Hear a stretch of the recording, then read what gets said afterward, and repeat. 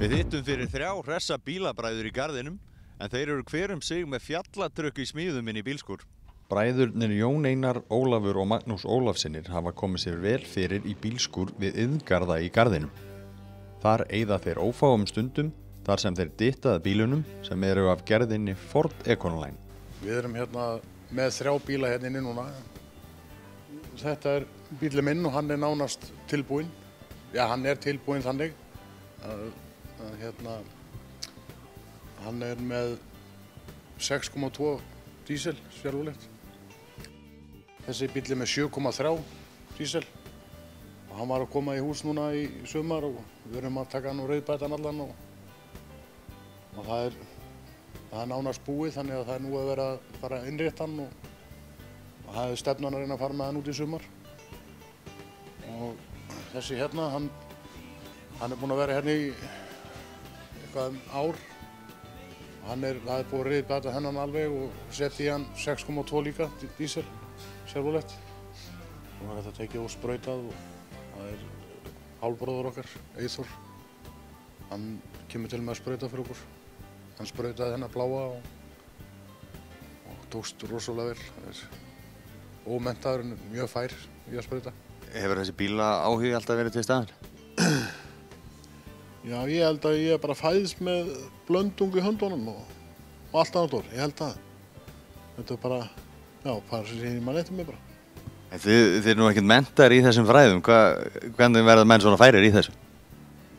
Það er bara fylgjast með og taka eftir og svona læri maður mest af því. Fikta sig áfram í rauninni? Það má segja það, fikta sig áfram bara. Og þið eigið við vélina og allt saman, hver einasti partur í bílnum er frá ykkar hendi? Það er allt tekið í gegn, allt. Hvers einast snitti í bílnum. Og tilgangur er að sjálfsögðu að fara á veiðar og það er svona ykkar helsta áhugamál kannski? Það er skemmtilegast, það er að fara saman í veiði og hafa gaman að því. Það er náttúrulega nauðsynlegt að eiga eitt svona bíla á mann. Já, svona ef við förum í singur í lagi, já, en ef við förum allir saman þá er nóg að fara á einu bílnum eða 2 ef við erum margir. Og fjölskyldan kemst að sjálfsögðu með að nógu plásið? Það er nóg plásið. Ef allir ætla með þá náttúrulega förum við allir bílunum. Hvers vegna er það þessi tegunda bíl sem verður fyrir valinu? Já, þeir segja að þeir hafa komið best út þessi bílar. Og reynslan sem að menn eru með hérna að þessum bílum segja okkur það. Þeir eru vinsælir þessi bílar? Já, þeir eru orðnir alltaf það vinsælir í dag að það er erfitt að fá þessa bíla.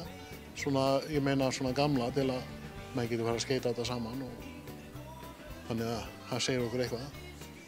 Þú lætur þetta hljóma einfalt, þetta er allt sem að, þið gera þetta allt sjálfir, eða ekki? Jú, þetta gerum allt sjálfur.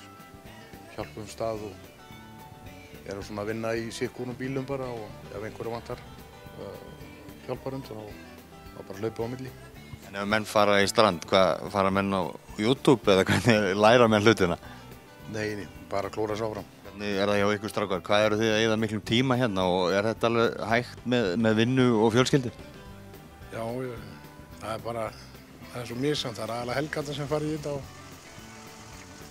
það er stundum á kvöldin og bara svona eftir því sem að bara hægt er.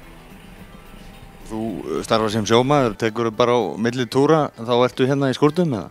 Já, ef maður er ekki út að sjóa, þá er maður hér.